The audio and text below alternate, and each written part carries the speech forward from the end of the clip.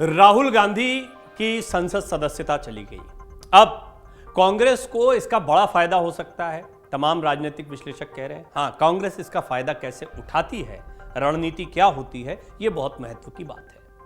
कांग्रेस जिस तरह से एक के बाद एक बयान दे रही है, उससे यह स्पष्ट हो गया है कि कांग्रेस इस मुद्दे को छोड़ने वाली नहीं है। खासतौर पर कर्नाटक चुनाव से ठीक पहले यह मुद्दा हाथ में आया है और अब तो 2024 के चुनाव की तैयारियां भी शुरू हो गई हैं और फिर इसके बीच में मध्य प्रदेश, राजस्थान, छत्तीसगढ़ के चुनाव को भी भूलना नहीं चाहिए। इन सारे महत्वपूर्ण घटनाक्रमों के बीच में राहुल गांधी का मुद्दा कांग्रेस को कितनी ताकत दे रहा है और कांग्रेस इसको कैसे आगे बढ़ा रही है, समझने जैसी बात है। दरअसल कांग्रेस अब फ्रंट फुट पर खेल रही है। देश भर में राहुल गांधी के समर्थन में कांग्रेस नेता प्रेस कॉन्फ्रेंसेस कर रहे हैं। सोशल मीडिया पर आप देख रहे हैं लगातार एक के बाद एक हमले हो रहे हैं और साथ ही साथ में राहुल गांधी खुद अपने ट्विटर पेज से रोज कुछ ना कुछ बातें शेयर करते हैं। कपिल सिब्बल को आपने देखा, इसी अंदाज में उन्होंने भी ट्विटर पर और सोशल मीडिया प्लेटफॉर्म्स पर इंटरव्यूज के लिहाज से अपनी जो गतिविधियां हैं उनको बढ़ा दिया है।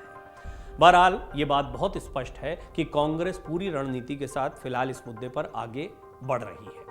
इसी कड़ी में कांग्रेस प्रवक्ता भी हैं, वो एक के बाद एक प्रेस कॉन्फ्रेंसेस कर रहे हैं। जैसे कि पवन खेड़ा है, उन्होंने एक प्रेस कॉन्फ्रेंस में कहा, चूंकि पेगासस बदनाम हो गया है इसलिए मिनिमम गवर्नेंस मैक्सिमम सर्विलांस वाली सरकार बाजार में एक नए स्पाईवेयर की तलाश कर रही है।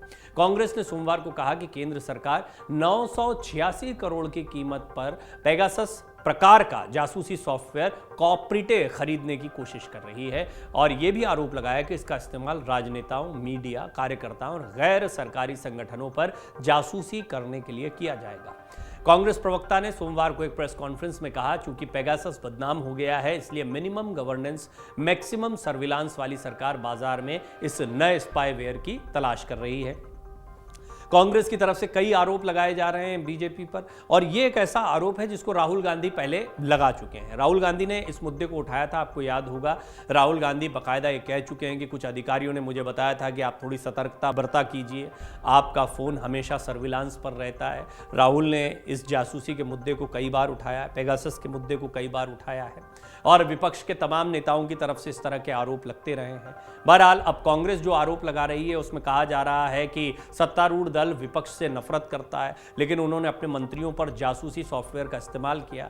यह भी कहा गया है कांग्रेस प्रवक्ताओं की तरफ से कि इस देश के 2 जासूस किसी पर भरोसा नहीं करते, यहां तक कि कानून और मीडिया पर भी नहीं, इसलिए वो करदाताओं के करोड़ों रुपए जासूसी सॉफ्टवेयर और इजरायली तकनीक खरीदने में खर्च कर रहे हैं। वो ऐसा इसलिए कर रहे हैं क्योंकि बादशाह को डर है कि कहीं हमारी एक सच्चाई से उनके झूठ का खोखला महल ढह ना जाए।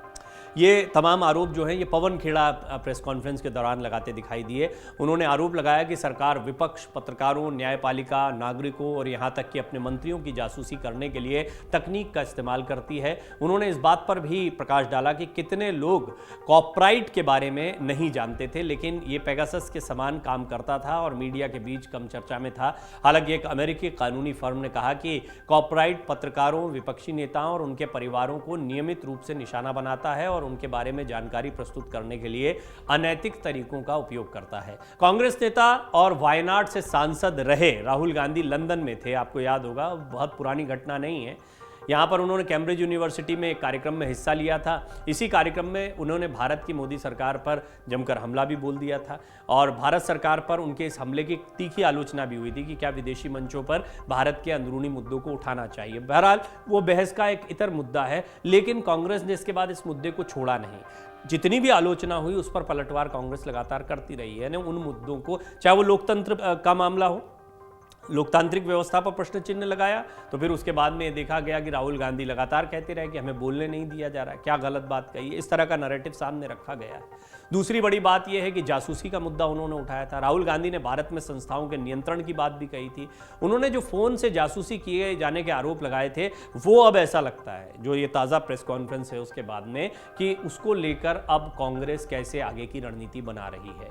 भारतीय जनता पार्टी के नेतृत्व वाली केंद्र सरकार के सामने सवाल खड़े करते हुए हुए खेड़ा ने कहा, हम सरकार से पूछना चाहते हैं कि किस मंत्रालय को इस कॉपीराइट सॉफ्टवेयर को खरीदने का काम दिया गया है और इस पर कितना खर्च किया गया है। हम उनसे ये भी आग्रह करते हैं कि वो हमें बताएं कि इस सॉफ्टवेयर को किस आधार पर अंतिम रूप दिया जा रहा है, जिसके बारे में बहुत कम जानकारी है। ये पहला मौका नहीं है जब कांग्रेस ने बीजेपी पर जासूसी के आरोप लगाए हों।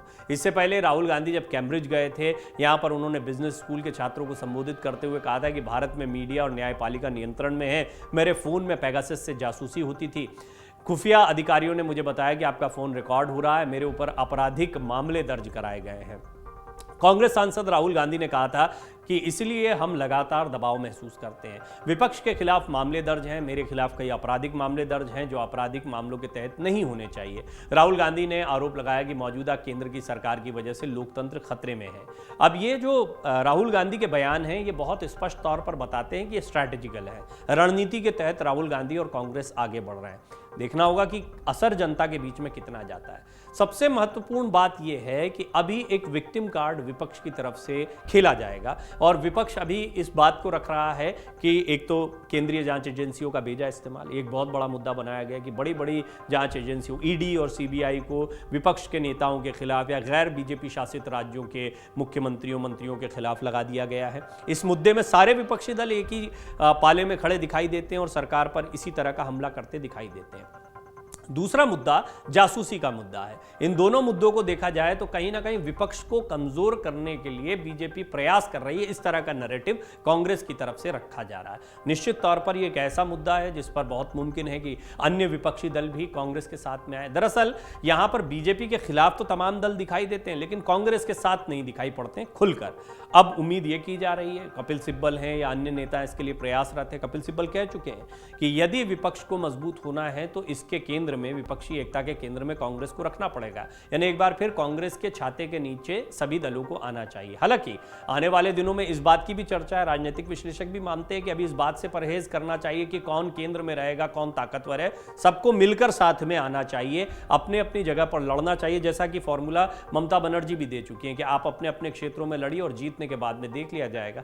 ऐसा नहीं है कि ये प्रयोग पहले नहीं हुए। हाँ, फिर भी जनता के बीच में, खासतौर पर बीजेपी के खिलाफ वोट करने वाले वोटर्स के बीच में एक विश्वास एक किसी संगठन को या एक साथ आए विपक्ष को देना होगा और ये एक बहुत बड़ी चुनौती है। बहरहाल इन सब के बीच में ये मुद्दे बहुत महत्वपूर्ण हैं और इसको कांग्रेस पुरजोर तरीके से उठा रही है कि विपक्ष के नेताओं की और तमाम लोगों की जासूसी करवाने के लिए एक नए सॉफ्टवेयर की खरीद बीजेपी सरकार कर रही है। आरोप लगाए गए कथित तौर पर। अब देखना होगा कि सरकार इस पर किस तरह से पलटवार करती है, सरकार की तरफ से क्या बात आती है। दरअसल पवन खेड़ा अपनी प्रेस कॉन्फ्रेंस में ये कहते भी दिखाई दिए कि हम ये जानना चाहते हैं कि कितने में खरीदा जा रहा है, किससे खरीदा जा रहा है, इसकी जानकारियां, इसका पैसा कहां से आया। इससे पहले आरोप भी लगा चुके कि करदाताओं के पैसे को इस तरीके से इजरायली तकनीक और जासूसी के सॉफ्टवेयर खरीदने के लिए बर्बाद किया जा रहा है। अमर उजाला अब आपके टीवी पर भी।